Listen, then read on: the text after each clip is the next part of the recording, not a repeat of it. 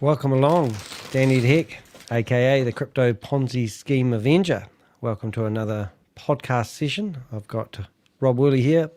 This is my podcast, but Rob says to me he wants to interview me. So I'm just going to hand my show over to my co-host, and he's going to be the host. I'm going to sit here and say nothing. Over to you, Rob.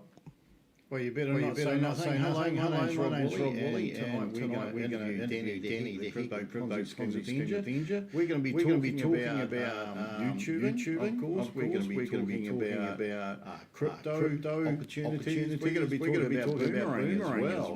He doesn't know any of this. He hasn't had any access to the questions. We have got a little bit of an echo there, Daniel, just in case it's coming through.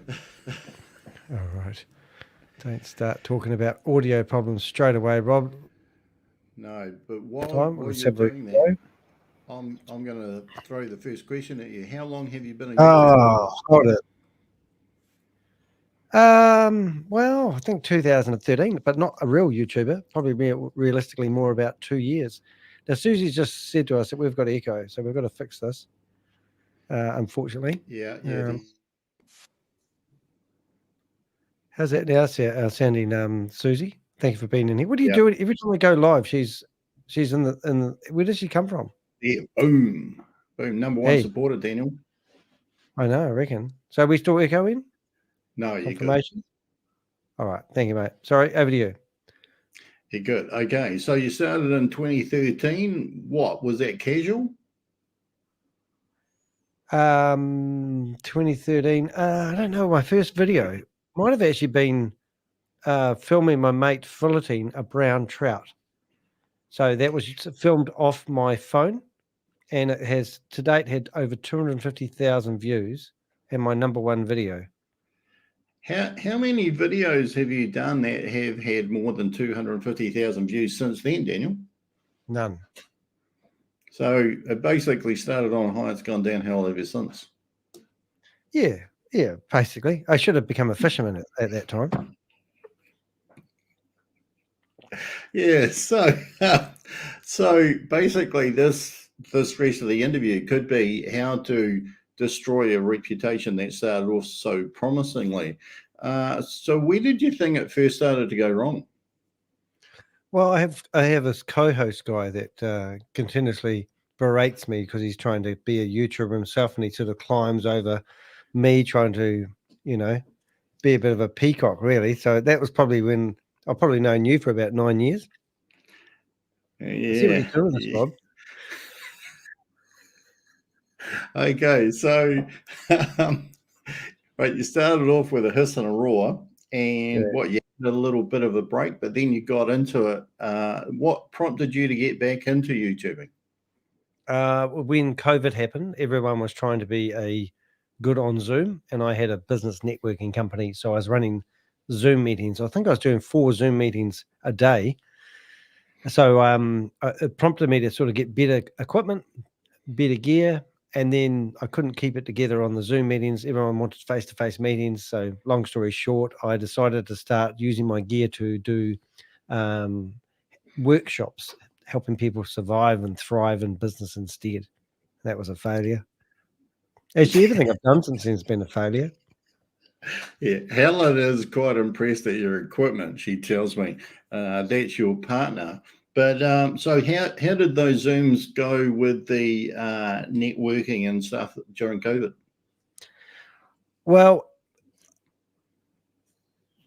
pretty crappy, really. I think people just glazed over. I found, I've done a lot of I like to think I've done a lot of public speaker training. But when you learn how to speak and talk and be on a stage, you normally don't talk with just your head.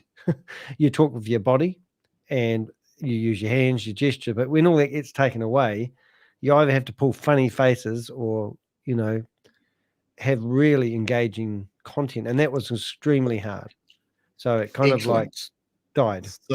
So Fred, you've motivated me to talk with my hands tonight. So I'm going to get really animated. So you started off with hiss and roar. You had a bit of a low. You got back into it, networking. That didn't work out so well. But then you got into crypto schemes for some reason. How did that transpire? One of my members that I hadn't seen for 4 years rang me up like he's my best friend, and tried to encourage me to come with him to a Wednesday meeting to learn all about Hyperverse, which was a Ponzi scheme at the time. But so then I decided to do a bit of research, and then the rest was history on that, really. So, and since then, how long ago would that be? About 2 or 3 years ago? I think probably 3 years ago. Right. In those 3 years and the many crypto opportunities that you've spoken about, what would be the highlight? You know, like which one really captured your imagination and kind of drew you in, and you looked forward to watching it or talking about it? You mean what Ponzi scheme or what video? Yep. Well, it have to be Hyperverse because it's probably one of the most interesting ones, and it was a battle to get the content I needed to. I have to watch reruns of Zoom meetings, but now we've got a lot more advanced than that. And back then, how often did they have a Zoom meeting for Hyperverse? Saturday morning training and Wednesday, both those 2 times a week. Saturday and Wednesday. Now, of course, the one that's kind of captured your imagination recently is Boomerang, at least to the best of my knowledge. How often would you be doing a video on Boomerang? Well, I've gone backwards a wee bit. So, yeah, that's tricky. It used to be twice a day, but now it's one a day, but it's a long day. So I think I streamed for 6 hours today. Oh my goodness, 6 hours. What's the longest video you've ever done? 24 hours. Is it really? Yeah, in a row. One live stream. Oh, wow, 24 hours in a row. How many views did that get? I don't know, because after I finished, it didn't save because YouTube only saved videos up to 12 hours. Classic. So you're speaking for 12 hours for nothing, really? Yeah, Helen went away, my partner went away for a holiday and left me home alone. So I thought I'm going to start I think I started on a Friday morning at 8 o'clock and went through to the next day. And it was quite it was interesting and it was great. I really enjoyed it. And also along the way, I thought I'd timestamp the whole meeting. So I still have the video online now with the timestamps with no video, but I did it. So when you're delivering a YouTube video, what are you trying to do? Are you trying to save people? Are you trying to inform people? Are you trying to entertain people? Or, like, is it just like a hobby, where you get up and hit live or record and, like away you go? I'm just trying to create awareness. I want people to be aware of what's happening. Excellent. And what would be the ultimate outcome if people were to become aware? I think these Ponzi schemes are just they're a bunch of scammers, and I think if people became aware of what they were doing, I think it's breathtaking when I watch these people in these Zoom meetings telling people a bunch of lies, and I don't think I'm that intelligent when it comes to the crypto knowledge. I always I don't think I'm that intelligent myself, but I see these blatant lies going on, and I just don't understand why other people don't see it. Why don't they question everything they hear? So has there been a time where you've been absolutely convinced that it's been a lie, and yet other people have been equally convinced it's the truth? Every day, mate. Every day. I get people in our chat rooms who know me, understand me. Normally they have been scammed and they've come through the other side of it. They support me. But when I go into these Zoom meetings and I manage to get a moment of glory where I get to speak or be somebody, I'm talking to the doubters. And it's normally 95% people are in there. The other 5% of people are recording the meeting like I am, trying to expose them. It's breathtaking. So let's just talk on the one that's basically on everybody's breath at the moment, Boomerang. So I seem to recall right at the start when Boomerang came out, it was the Christmas present. And you seem to be, I kind of recall you thought it was legit or seemed to be kosher. Yeah, I think I can remember that right at the start. I don't know about that. I mean, I can't remember actually, to be honest, because so much changes every day. I don't know why I would think.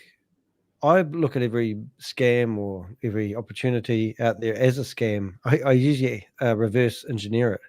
But no, I can't actually remember ever thinking that it wasn't a scam. But I can remember seeing what they were doing on the blockchain and then thinking it seems to do what they said.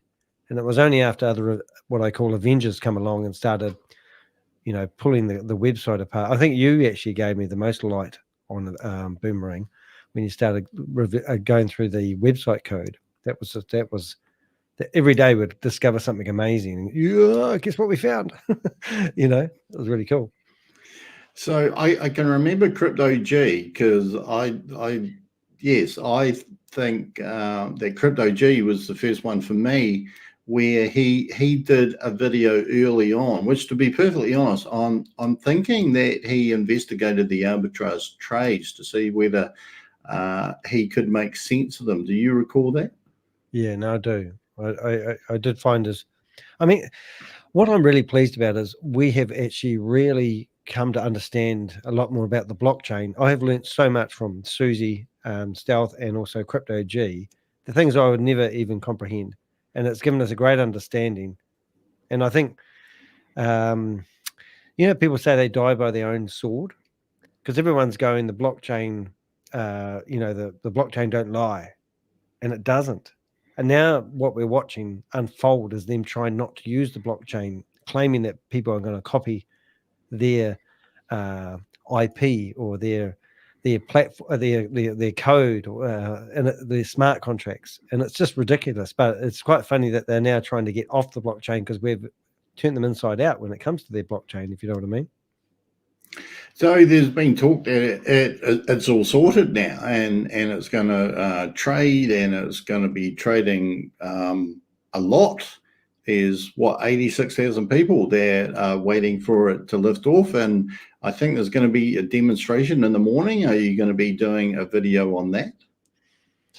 Oh, mate! Before you said you want to do a podcast, I was sitting there with Canva trying to create 3 columns because there's 3 meetings going on tomorrow. I can't remember the third one. Because we've got a new arbitrage system that's going to be launched at the same time from some other crowd.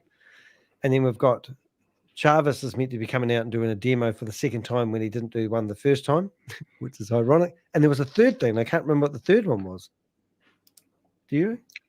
Wow, so it's all going. No. I've kind of stepped way back, really, unless anything kind of falls into my lap.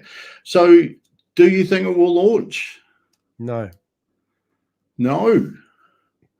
Would you like to tell the viewers why not? Well, launch, maybe. They might. I think it's just impossible for it to launch. I mean, we've never seen anything. But we've only seen, I think you did a video way back at the start and you talked about how this was a simulation, if I'm pronouncing that word right. And the whole lot's never been anything real. I mean, I was on this podcast a couple of days ago and they said that arbitrage trading's real. And I go, yeah, but this is people trading $100 and making $1, which means that they're claiming that there's 1% difference between one platform and another decentralized exchange. And if those exchanges were out by 1% and it was just sitting there on the table, I'm pretty sure other people would have exploited it years ago. But arbitrage trading to me is, millions of dollars being traded on one platform to the other. The fact that they say that you can borrow, $3 million worth of flash loan money and you can go trade up to $100 and make 1%, it's just ridiculous. But no one seems to be talking about that. I've got a noise here.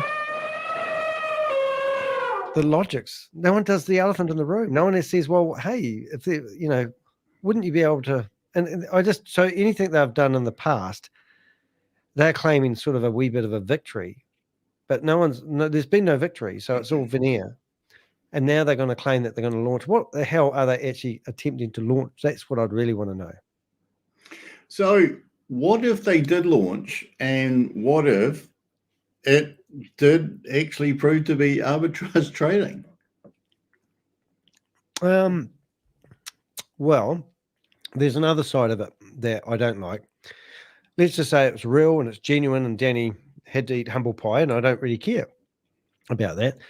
I don't like the fact that they're selling between 500, I think they're $5,000 and $10,000 licenses, and they are paying the affiliate platform 65% of the sale price to run the platform. So the multi-level marketing side of all these Ponzi schemes, they're all starving to find a product, but the commissions they are paying people. Now, Hyperverse, 52% of the money went back to the multi-level marketers. Now with Boomerang, we only just found out this a couple of weeks ago that people were saying, well, you haven't delivered the product. How about a refund? And Chavez goes, oh, yeah, I refund you. And then I think Carl came out and said, well, we can't.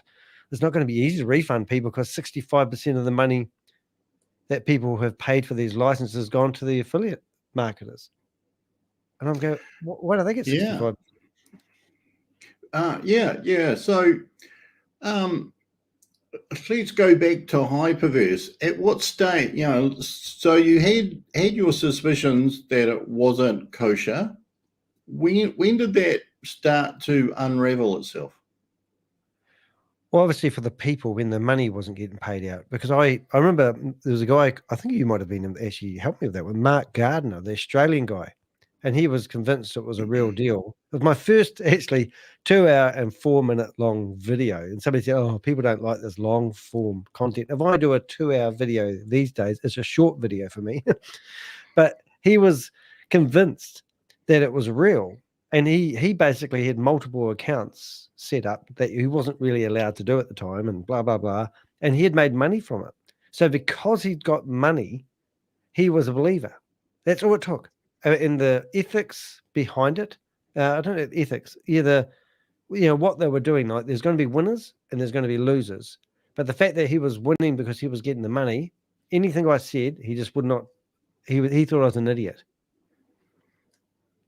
And he won't so talk you to me. think so you think that some people are perhaps aware that some things that they're involved in may not be quite on the up and up, but the rewards that they're getting paid out and the money that they can withdraw, at least at some stage, kind of allows them to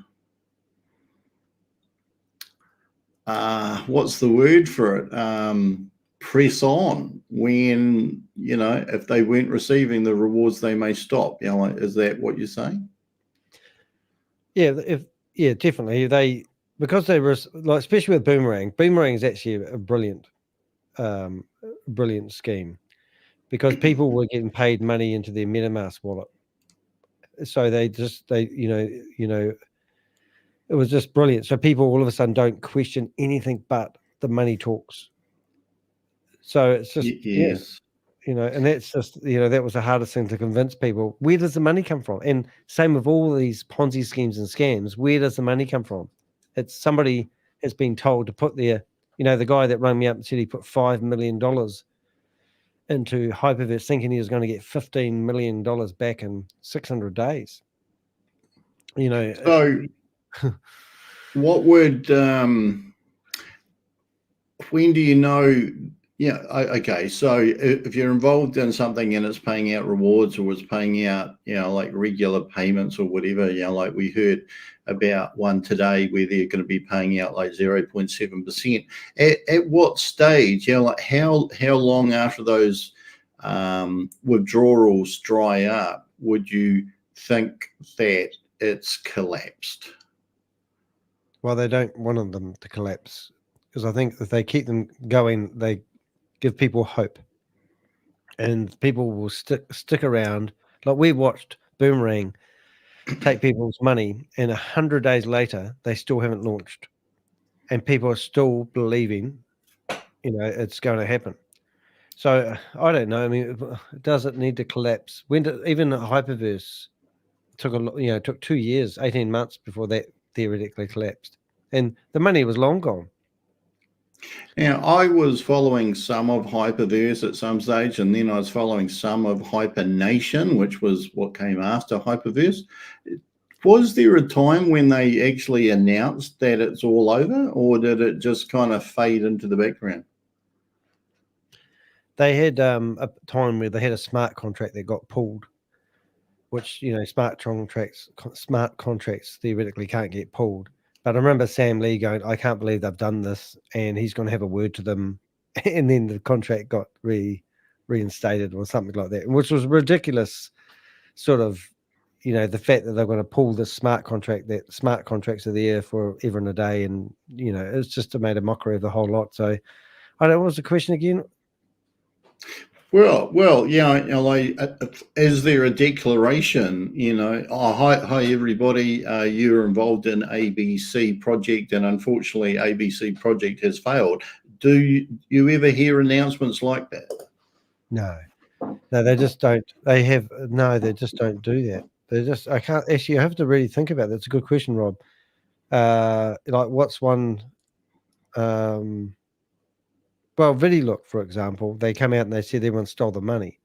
Hyperverse, yeah, they actually said that somebody had hacked into the system in January, and they took all the money and they were holding them for ransom. But then they had a word to all the big exchanges and said, do not move any large amounts of money off the crypto exchanges. And they were talking about people like Binance because somebody had stolen all the money on Hyperverse.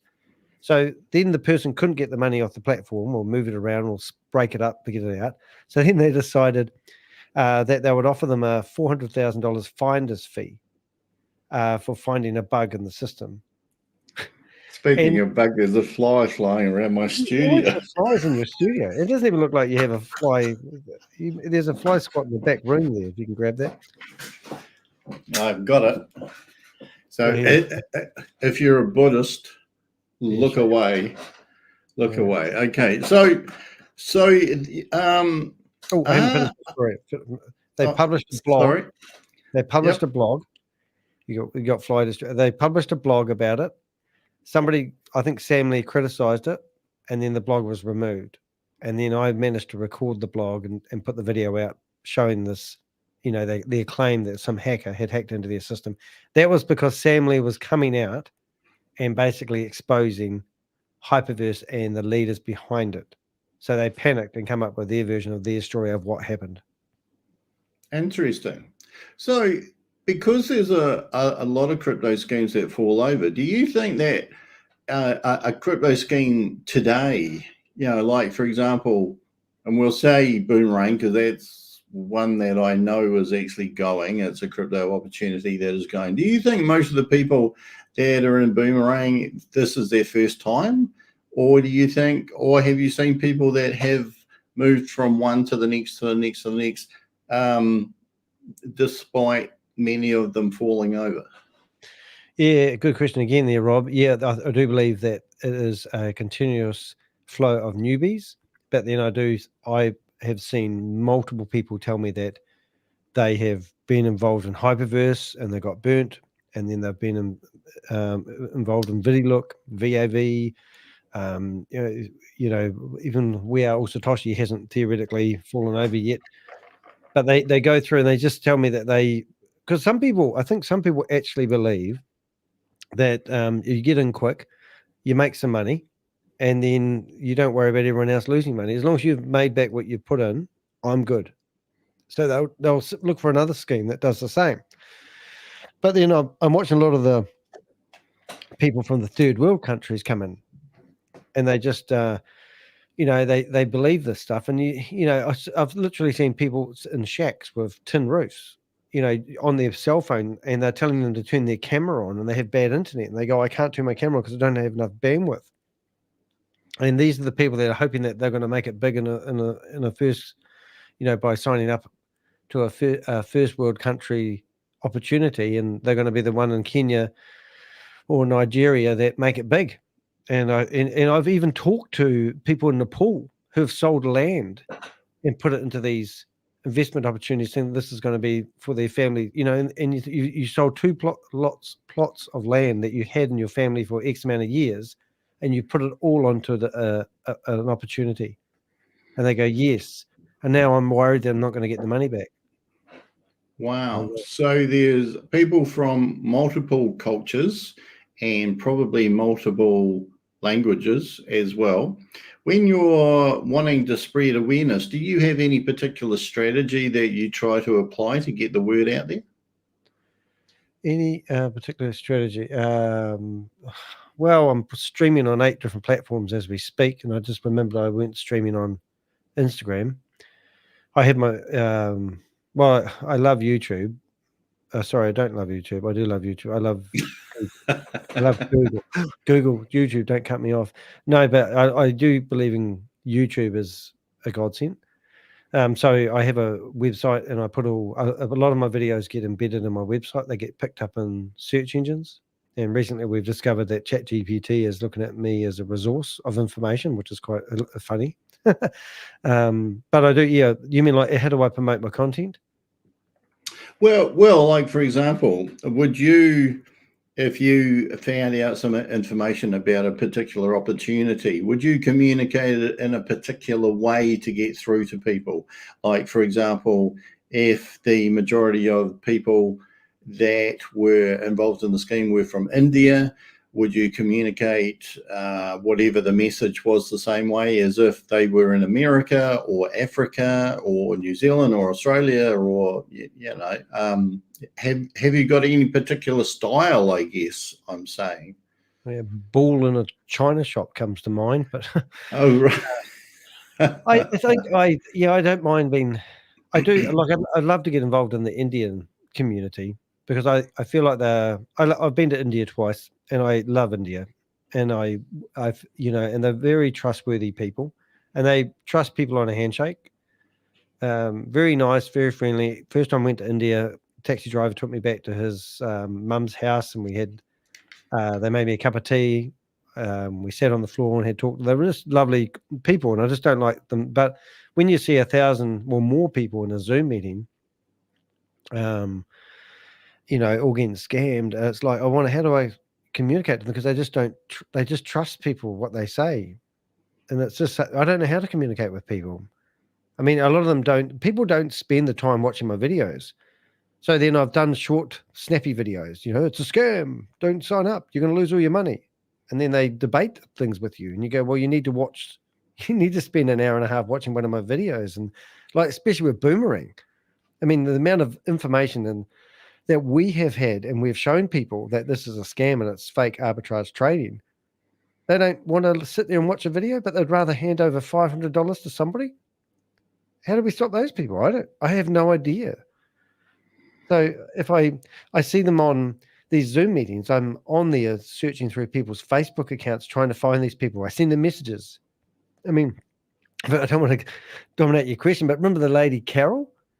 We saw her sharing her password live on a Zoom meeting. I logged into her We Are Satoshi account with the password she had. I found her phone number. I rang her up. I talked to her for half an hour on the phone.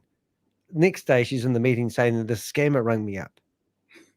And they're saying, oh, hang up on him. Don't listen to him. Hang up on him. And I'm trying to save her. And he's hacked into my account. And I'm hacked into your account, so get your phone number. But they just, we don't know where Carol is at the moment. But you can't help some people. If you were to meet any of the leaders of some of the failed opportunities, what would you have to say to them if you met them face to face? I'd probably like to go out to dinner with them. I'd probably like to just, I mean, we're like, I don't know, it's kind of like, I'd like to understand the psychology of them. I don't want to sit in their face and walk up to them and get in their face and go, you're a scammer. I'd rather I have a bit of respect for them to a certain degree, and I'd like them to see that I'm a professional. I just don't agree with what they're doing. And no, it's a really interesting scenario. It's a really good question. Like, what do you like? If I bumped into them, I would literally go up to them. If I went to Dubai and there was a table of them there, I would go up there and sit down at the table and go, "G'day, guys, how you doing?" I'm not going to say like, "Let's work together." I mean, but I'd actually, I have enough confidence to stand up with all the claims that I have. I think I could defend myself quite happily in a conversation with them. They might get upset with me and yell at me. I don't know what they'll do, but I can sit there quite passively and have a conversation. I don't think I can stop them. I just think this is what they do for a living. So I'd entertain the fact and have respect for them as scammers. Leave the fly alone. Oh my God, that's violent. Almost got. If you get it, you hear a good bang. Okay, so you do long form. I've seen you do a few shorter videos, and of course you do shorts. Which ones do you prefer? And is there any rationale about behind why you might do a short, which is like no more than a minute, or why you might do like a 15 to 20 minute video, or why you may do like a marathon 4 to 7 hour video? Oh, I think content's key. If you've got the content, keep going with it. I kind of like, what do I like? Well, the short videos that I were recording, what I used to do with the Hyperverse days, I used to sit there, listen to the meeting, play the meeting, do a voiceover, edit the meeting, put pop-ups on there, little words coming along, intros, render it for 4 hours, upload it, wait for 2 hours for it becomes live, and then market it, stick it in my blog. I thought, oh my goodness, I've got to get my life back. The amount of content that I produce.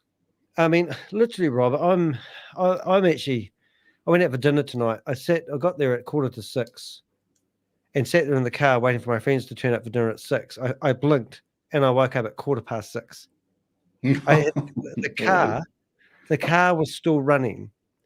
I was in the car with the motor running to keep it warm, and I blinked like that for half an hour because I'm so tired. So I go to bed at 2:00 in the morning. It is now 11:15 at night. I get up at 5:30 in the morning. I'm exhausted. And there's a lot of effort and energy that goes into producing content. So the live content, so today I did a 6-hour stream. I chopped it into 3 videos and put it all back online again. That took me another 3 hours, and you're just trying to get those snippets of information. Hey, I've got to go to the loo, mate. Can you wait a sec? Yeah, so there are many types of content that you can produce. So if you're a YouTuber, you can produce a short, which I think the most common periods of time are 15 seconds or 60 seconds. And you can do those live, or you can do those as a snippet of like a pre-recorded video or something like that. And then there's where you actually produce a video. You're not online, but you produce a video in your studio, home, wherever, or you put together various parts of videos and content and weave it, edit it, etc., to tell a story or to convey the information. Or you can go live. And of course, lately, most of Danny's videos, at least from what I've seen, have been live like we are now. Sometimes that can be quite apprehensive. So I was just saying to the audience that there is basically the recorded and edited videos, and then there's the live videos. Do you have a preference for which one you prefer? I love lives. I think that's me. I love watching CoffeeZilla. And it's bloody hard work, these lives. Like I was sitting there busting to go to the loo, right? Don't drink that stuff, right? But life happens while you're live. Like you have to let your cat out the other day because the cat was clawing at the door. And then it's going to destroy the carpet, yeah. And then you think, well, actually, I like the live thing. And because you can interact with the audience. Like we've got Susie in here now. We normally have Bob. We've got KB Coda. And somebody new as well, which I can't pronounce, Miss whatever it is. I'll probably, and we get, and I love that. I love the interaction. Don't know that name. How do you say that one? It could be Miss Carloon. Yeah. And I think, so I really enjoy the live aspect of it all. Oh, look, and somebody else in there, you have to read it. And being dyslexic, man, you get away from murder. Hello, Can't read Patrick. it. Patrick. Ah, see that? Why does that not look like Patrick to me? Probably because it's possibly a Scandinavian spelling, I think. Because it's not spelled right. Yeah. Oh, sorry. Well, it's spelled right if you're in Scandinavia, of course. Oh my God. There's Josh. Oh, look, the recorded. There's a recorded and there's a live. Do you do any preparation, like before you go live? Do you have any notes? Do you have any idea about what you want to create? Do you plan anything if you're going to do an edited video? I'm always thinking of what I'm going to talk about, and I do. But honestly, 5:30 in the morning, I'll get out of bed tomorrow. I'll have a quick shower, and I get in here. I've already done my thumbnail. I've got the meeting ready to go. And I literally press play. What do I call it? Stream. And then my brain starts thinking, what's the first words that are going to come out of my mouth? Then I'm trying to get a Zoom meeting open. I'm trying to get 3 Zoom meetings open. And then I'm going into the WhatsApp groups. And because I don't read very well, I'm trying to scan information and I'm trying to find important things that I need to know. But people in the chat room, like Susie's a very, very dominant person, will actually give me tidbits. Check your mail. She'll send me a message, a private chat. And I get these snippets of information. That's why I want you to use StreamYard, because StreamYard is actually a really nice way of interacting with your audience. So I sort of make it up. I just basically start talking. And I don't, honestly, when I open my mouth, I have no idea what's going to come out. I think a lot of people could vouch for that. What does that mean? Yeah. But I think being authentic is amazing. So you value authenticity and you don't necessarily do a lot of preparation, but are you quite happy in the direction that you're going at the moment, or have you thought about, like either moving into other crypto opportunities or other aspects of crypto or even outside of crypto? I would like to be interviewed by a few people. I'd like to be, what I'm actually trying to accomplish here, I actually want to be an informant for government agents. I'm building up, like my long form content isn't just long form content. And I think this is a point that I've actually missed to say. My long form content is actually an archive of what's happening right now. And one day people will say to me, hey, Danny, remember back in 2022 when Keith Williams was talking to Kalpesh Patel? And I've got a fantastic memory, and I'll be able to go back and find the content and the data. And I've kept all my videos are backed up, and I've got an archive. And I want to tell this story to other people. And I think like Netflix, when I was in the New York Times, Netflix documentary company reached out to me. They did the doco on Cambridge Analytica, and they were going to do a documentary on the rise and the fall of crypto. And I was in correspondence with producers, and it was quite exciting. I thought, I'm going to be in a Netflix documentary. Then what happened was Sam Bankman-Fried started playing around, and they dropped the whole idea like a hot scone, and I think they went after him. I never heard from them again.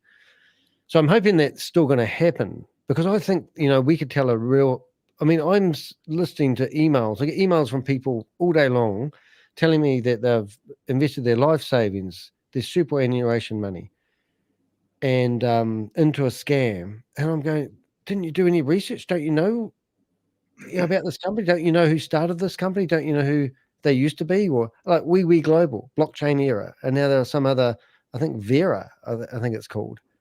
And I've literally seen businessmen 65 up taking out, like $500,000 and putting it into these platforms. And because they're part of a community of businessmen that surely they're not making this stuff up. You don't understand the blockchain, and I go, well, I think I do. It's a scam. It's a Ponzi scheme. They've got no product, so I just hope that one day that I can actually be somebody who can, I with my business networking company, mate, I know everyone in my wee hometown. The network of these scammers is actually very, very small. I'm driving back from dinner, listening to your stream that you did about Des Amy. You mentioned about a video I did on Des Amy. I had COVID and I'd lost my voice, and I still did this video because I'd spent the whole day prepping for this.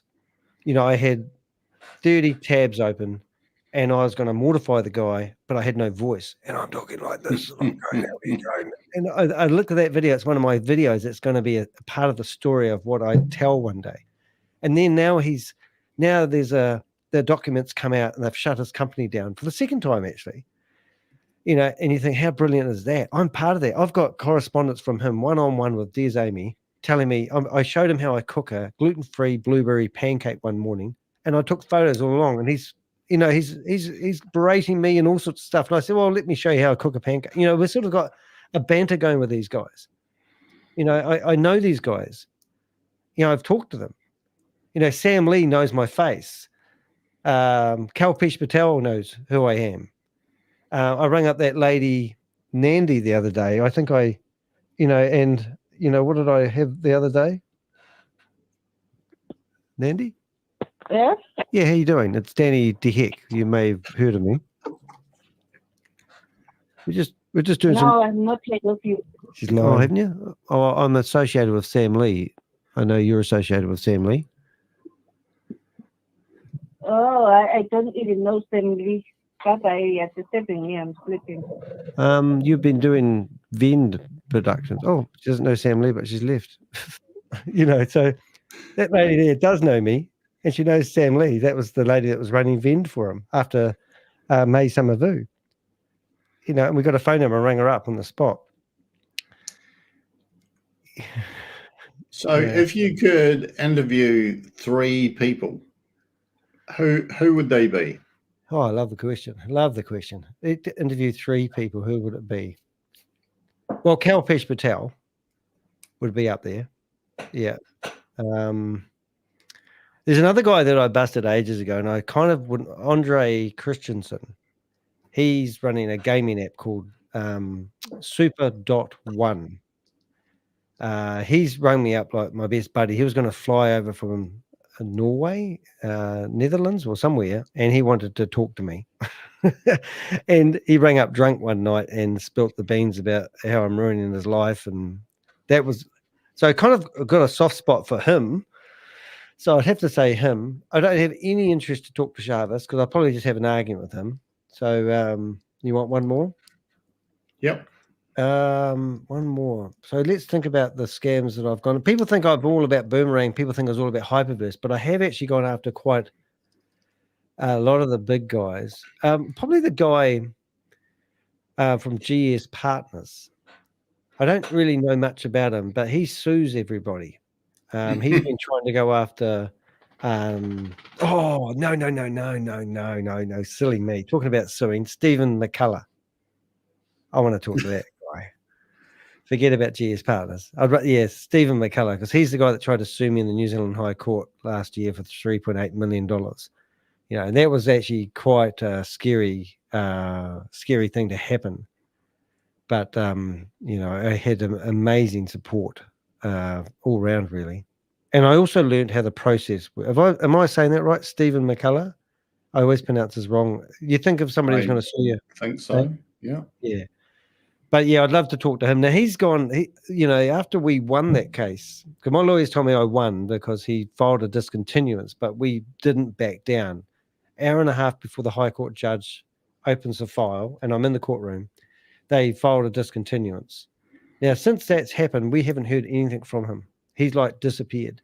So that's a victory, that one. Like Carl Harveston today, he's deleted all his videos off his YouTube channel. That's a victory for us. May Summervu's claiming that I'm a bully and I'm ruining her business. That's a victory for me. So by going after these guys, and I don't believe that the authorities, like with Carl Harveston today, we found 10 newspapers, we found politicians, we found the organization that filed the complaint. I forgot what it's called, their version of sect or whatever it is in Canada. And I carbon copied them all and did an email. And he said, I've ruined his life. And I go, great. And he said, he's never scammed anybody in his life. Yeah, great. But, so I think that's what I like when we stop these guys, because I don't think anyone's really interested in doing anything about them when it comes to the governments. But if we can cause disruption and they are freaking out at home, then I'm quite happy about that. Cool. So let's fast forward and let's say, just hypothetically speaking, so let's say you got it out of all things crypto, and we fast forward about 2 or 3 years, and you have, like, you're still a YouTuber and you're churning out steady content. What do you think your passion could be in 2 to 3 years if it wasn't anything to do with crypto? More private investigator, researching people, knowing how to use the internet to, reverse image, look up people, that sort of style. So I don't know if that's, just looking up people, family trees, perhaps. I don't know, but crypto is not really what I'm going after. It's more the multi-level marketers and the scammers, really. I was always impressed with those telephones, the call center people that used to ring up people's call centers. I love the idea of being a hacker and being able to get control of other people's computers and actually stop them from doing harms. Or I don't know if it's a nasty streak or a narcissistic side of me where I want to actually cause havoc in a scammer's world. I mean, I don't. Yeah, I think. I don't know. I just like investigating people. I mean, I don't think I can keep this up at the speed I was going. So, I actually find it quite hard at the moment to carry on right now, to be honest. So just to come back, kind of full circle back to YouTubing and content creation and stuff like that, there are various parts of creating content for YouTube or any other social media. What out of the audio side, the video side, or the ideas side do you enjoy? What have you enjoyed learning from, and what do you continue to experiment with? Well, I love better quality video, smoother. I love to be able to get online quicker. I enjoy creating all the thumbnails. I love my PodTrack P8 device here with the sound. I love being able to hit a button. So I just love, I don't know. I just, what do I like the most about what I'm doing with the gadgets? I don't know. I just like connecting with people online. I mean, I love the relationships we built up with the Avengers. I mean, I loved, somebody said today, so I was on that podcast, which I can't even remember the name of. The guy reached out to me today and said that they want to start up a trust of some sort. And I thought, wow, that sounds exciting. What did he say? He said, thanks for he wants to start up a non-profit as a place for like-minded people to coordinate actions. So that sounds pretty exciting. So that's an American guy who sounds like he's in his 60s plus. He's been busting scams for quite a long time. And we did the podcast with him and another guy, Peter and Steve, I think it was. Scott, I should say. I should remember his name because I've got no memory for names. But anyway, that sounds like I'd love to have an organization behind us, literally called the Avengers. And everyone that's part of it is called an Avenger. And we somehow fund this. We get enough money to, give us back the, like that pierogi guy. I like what he's done. He's my hero when it comes to, he's networking with other people in the industry. He's not trying to just, like, people accuse us of being YouTubers and we're just trying to get clicks. And that's the lowest form of intelligence when somebody says that to me. But if we could form some form of organization, some crime fighting unit of some sort, and I obviously, I've got nothing behind me. I've got no finances behind me when it comes to, my life. I've had it all and lost it all in a way. But I'd love to be able to make a living out of this. And I'm not talking about, $200,000 a year. I'm saying if I made $80,000 a year, I'd be happy to do this. I don't want for much. So I don't see why I shouldn't deserve a paycheck, but I can't carry on doing what I'm doing at the moment. I'm just going backwards financially, but my passion is driving me forward further. Like I'm working harder for less. And I don't know why. They asked me in this podcast, what do I do this for? And I go, well, I just feel like it's my place, my thing. I'm that guy. That's what I do. That's what I'm good at.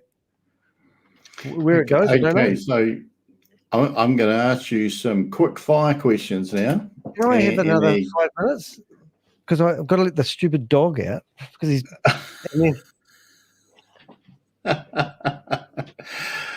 So just continuing on from where we were before, Danny mentioned there that he wished that he could get online quicker. And one of the interesting things is that, yes, you can just literally hit one button on your iPhone and go live, or at least you could go live in a matter of seconds. But one of the interesting things is that you usually want to set up your title and your description and maybe a thumbnail and put your tags in, so that people actually know that you're going live and people actually know what you're going to be talking about and make that decision whether or not they're going to tune in. But of course, the interesting thing when you get into YouTube is that you realize that how you envisage the video might turn out in your mind is actually quite hard to create, because instead of just kind of recording what is in your mind's eye, you have the lens of a camera, you have the microphone, and you have to kind of manage it in a certain way. So, Danny, you're back, and I was just explaining that sometimes we have an idea in our mind, but to actually put that on a video is not always that easy because of the equipment that we have to use. Yeah. I think if we had what we have right now, 2 years ago, we'd be a lot further ahead than we are. But I'm thinking what will happen in 2 years when we look back to now. We've got nice wee backgrounds, but it took us friggin' ages to figure out how to get these green screens working for us. The lighting is just incredible. So look at this. No light. It looks like a heart. Yeah, and then we've got other lights that you don't see, which I can't turn on and off because I have to go manually adjust them and put them on 10%. But my remote control will only set them at 25%, which you can't see. So if I turn my lights off behind me, off and on with a click of a button, I lose my perfectly cut out hoo-ha. But how long did it take us to learn that? Or you could do this. Move around. You can change. There's so many little things that you have to kind of plan in the background. Like your angles, what camera's going to film you from the angle, how you are in the frame, so on and so forth. Yeah, exactly what you're doing there. See the green screen stuff. Things. Yeah, so I can't use that camera look. So I'd have to set up the lights different for that camera look. But this one's good. Yeah. And of course, as we were talking before, like at the moment, sometimes your sound sounds good in here, but not necessarily online. And sometimes audio streams compete with each other. And of course, here is our, what would you call it, processed sound. And here's the same sound unprocessed. And it sounds like this, which is completely different. And with one button, I can hit on the processing. And now we're back to this. And so there's a lot of little things that go into it. So just for the record there, Rob, before you start asking me these quick fire questions that you promised to 5 minutes ago, you sound a bit tinny to me today. And that's been putting me off because, and I will be interested to know if you sound tinny, because this is what puts you off. When we started doing this podcast at the start, Susie said we've got echo. And then you lose your mojo and you think, I've got to fix that. We didn't know that. We can't hear it. Now, at the moment, I've got these headpiece things on, and you sound a bit tinny. But when I play it back, it'll probably sound perfect. I don't know. Well, it could be because I am tinny. Okay, so here's the quick fire ones, and I want you to spontaneously answer. All right. All right, are you ready? Of course I am. Name your biggest challenge as a YouTuber. Pronunciation and reading words. How do you handle negative feedback? It really does upset me. I'm not that thick and not that thick-skinned. So I have to process it. and I just have to water of a duck's back. And I know that I'm going to get abuse in my industry. What is the favorite aspect of going live? Oh, the communicating with other people. I mean, it is about a community. We have an online community. It's I've got 7,500 people at the moment. I just love being able to interact with them. And when I first started doing this, most of the people were berating me. And now I've been vindicated a little bit, been in the New York Times, I've been in the Guardian newspaper, and I've been local, blah, blah, blah. And it's actually now I'm actually becoming somebody. And I like who I'm becoming. Always room for improvement. If you had the opportunity to interview or be interviewed, which would you choose? I'm enjoying this. I think I like the soapbox. If you could snap your finger and bust any scheme that you think is a Ponzi or just any scheme, which one would it be? Historically as well. Yeah. Great question. I don't know. You might have just unraveled something there. Perhaps I don't really care. Maybe I don't actually have. I mean, I'll be out of business if I busted them. And what is busting? I mean, day one, the first 2 minutes that I ever heard about Hyperverse, I said it was just a scam. It was busted from day one. The first thing I can remember about Hyperverse was 3x. Too good to be true? And we're hearing it again. Rinse and repeat. And this is the thing I've got to say it, Rob. When you look at Boomerang, they have just pulled the 20 parts of any Ponzi scheme apart and relabeled all the bits. And it's like playing a game and they have 20 bits every time they play a game. What are we going to call this piece? What are we going to call that piece? We need a this, we need a that, we need a metaverse. We'll call the metaverse this time. And what reward will we got? What hope will we give people? And they just rinse and repeat. If you knew that you were going to create a video, what is the part that gives you the most buzz? Creating the thumbnail. Excellent. Do you like jotting down notes or doing random research? In my office, I have tissue paper. That's it. I have no paper other than tissues. I was just going to say I have a paperless office, but that's all the tissues there. And I thought, no. So no, I don't take any notes, but I do take digital notes, and I do use ChatGPT like it's part of me. It's an extension of my body. This microphone, I talk into my phone, it creates the words for me, and I feel like I'm got no arms when I can't use the voice recognition to put the words onto the computer, because Interesting. So, what is the number one tool or resource that you would choose above anything else? Resource, you mean for information? Tool, resource, so it could be information to research, to help you create a video, phone, computer, microphone, camera, table, dog, whatever helps you create a YouTube video. Well, probably the voice to text. I'm always struggling to communicate. I feel like people don't listen to me, understand me. I talk in illustrations, but I do think voice to text. If I can get what I'm thinking in here, from here onto the paper or the screen, and then I lock it into history by uploading it to the internet.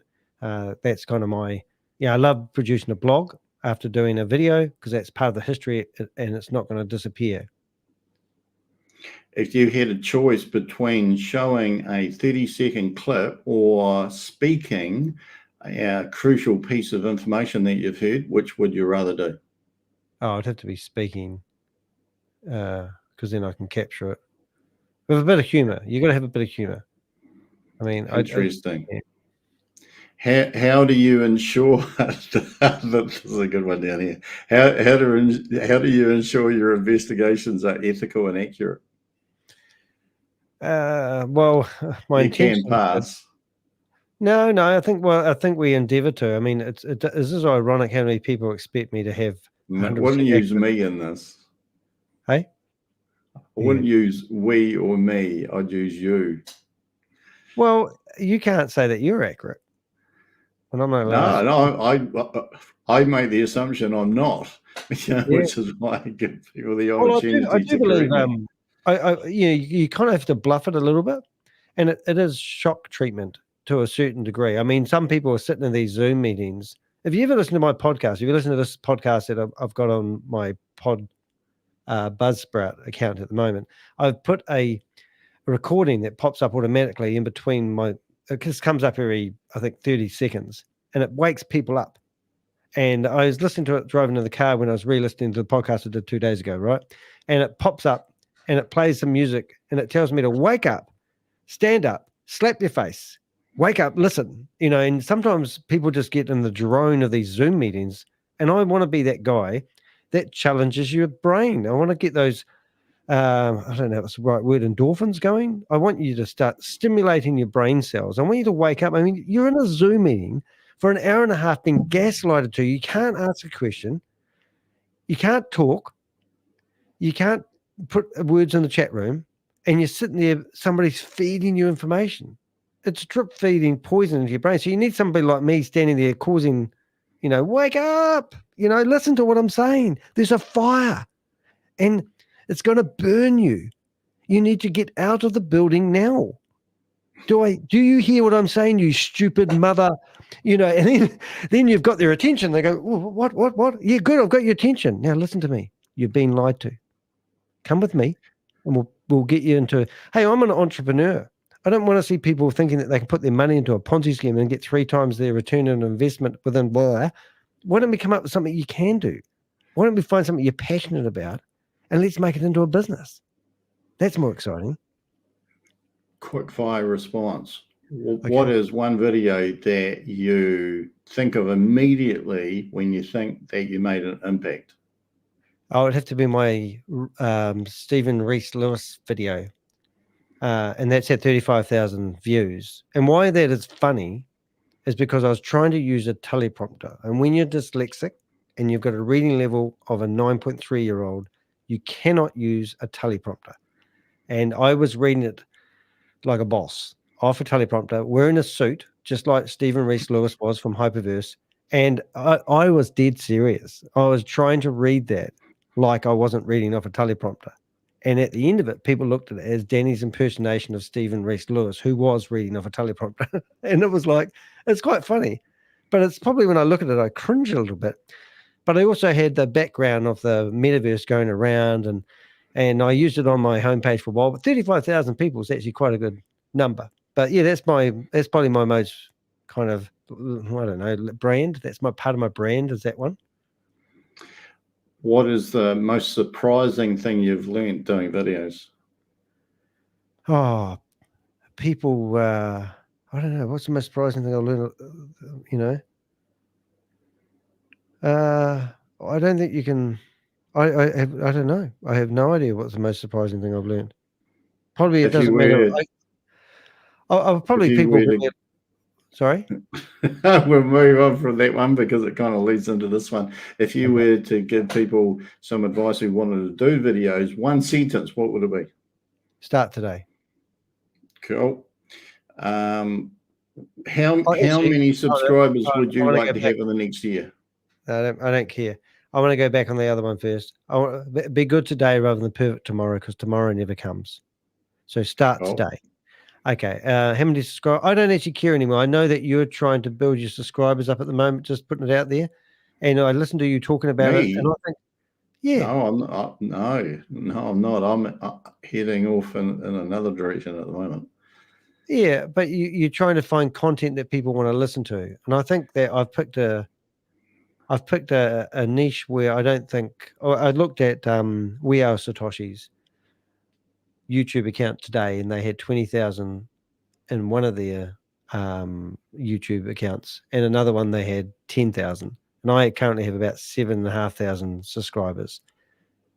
But I don't think I'm going to get, like CoffeeZilla's got, I think, 3.6 million subscribers. And I don't actually want to sacrifice my style of videos to copy somebody else. I believe that when I get the publicity that, I believe, I actually say, I believe when I get the publicity I deserve, that my YouTube channel will have a good base and people will do a lot of binge watching of my videos. I think my goal is like Richard Radecki, our truck driver friend, you know. He's a truck driver. Now imagine if truck drivers started listening to my content. When I travel, I listen to podcasts. When I reckon people will start listening. You were doing a fitness craze a wee while ago, and you were out walking every night, and your goal was to walk for an hour every night. You complained to me when I didn't have long form content because you had nothing to listen to. Yeah, and I believe that's my niche. I'm a long form content YouTuber, and I believe that's where I want my YouTube channel to go. And if I get a bit more publicity, I'll get that snowball. I've done lots of things in business for myself, and things do snowball. And sometimes it just takes a couple of years to get that momentum going. Everyone's got a story. If you could encourage your viewers to do one thing, what would it be? Oh, hit the thumbs up button, for God's sake. Thumbs up button. If you could collaborate with one other YouTuber, who would it be? Oh, it'd have to be CoffeeZilla.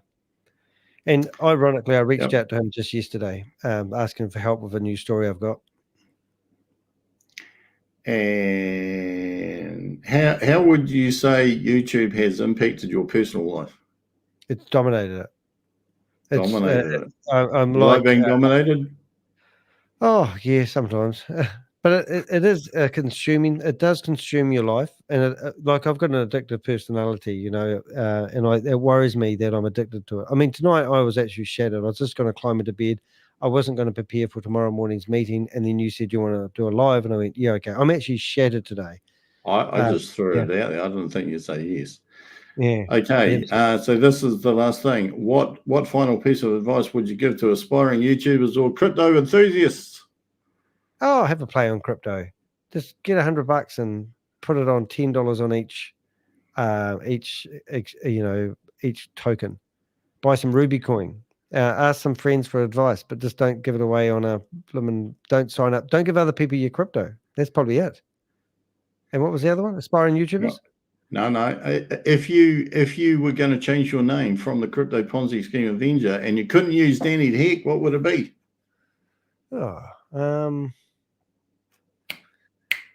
No, quick fire. I have no idea. I don't know. The Pixelator. I have no idea. The Pixelator. I like my name. I do like the name. Yeah. I don't know. I have no idea. Gadget Man. I've got it. You know, my other side of it is I am actually a cult survivor, so to speak.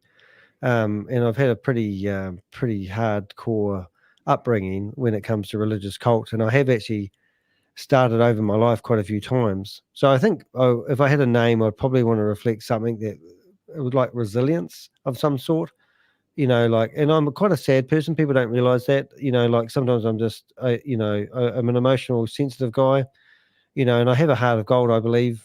So, I mean, something that connects with people. I love connecting with people.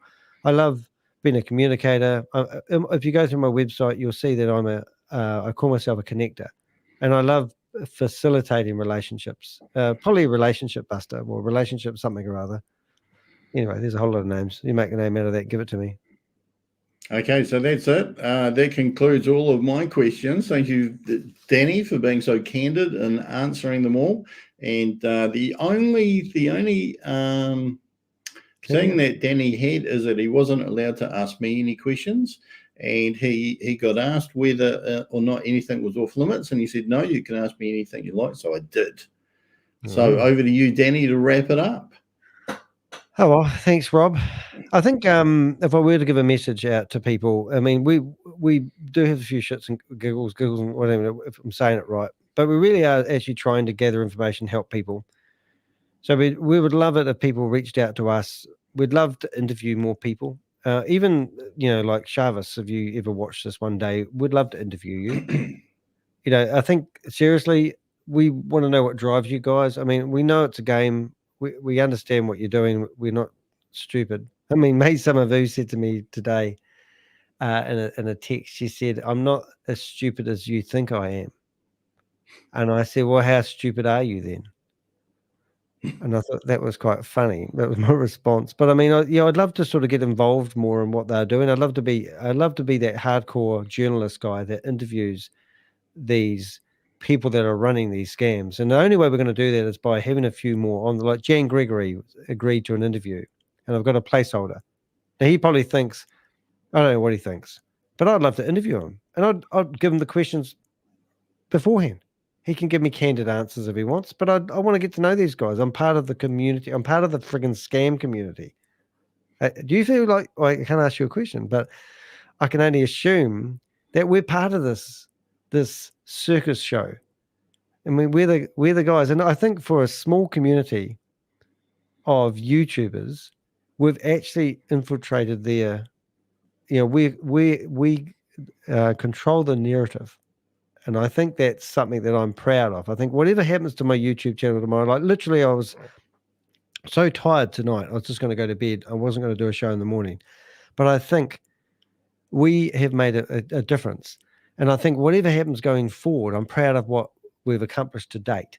So anything from now going forward is a bonus. So we appreciate people who join in and encourage us to continue. And it does, those nice comments we get, the people that support us, it really makes a huge difference. And I probably just really want to say thank you, because it has been 3 years of something that has fully consumed my life. I mean, to sit in front of a computer for 24 hours talking nonstop. At one stage, I fell asleep, and I was and the phone starts ringing because people, Danny, wake up. I think it was within the 24-hour thing, but I've done some long streams. So it's a real community out there that want to fight and make a change and make a difference, and we're part of it. So, hey, Rob, thanks for being on my podcast, and thank you for interviewing me. And I will honestly listen to this in the morning, and I'm looking forward to hearing what I sound like, and I'm looking forward to seeing what we come across like. And also, it wasn't the 24-hour stream. I think it was Richard Raymond. Susie just said that. So, and I love this StreamYard. You got to get StreamYard. Look, I can pop things up on the screen like this. We can see for more Rob content. Look at that. That's our helpers. Oh, she's a good girl. She's a good girl. Yeah. So click on those links, and Susie, you're absolutely awesome. And we'll get together one day. I mean, that's probably the one thing I'd really like to do. If we don't know what Susie looks like, we don't know where Susie lives, we don't know where Bob lives, we don't know where he lives, we know what his shoes look like. We have met Crypto, but there's a lot of people that have provided us anonymous information and support us amazingly, but we still take hours out of their day every day, and that's pretty amazing that they support us. So it's a victory all around, I reckon. Hey, there, Rob, we're going to sign off. Any do you want the last words? No, I'm fine.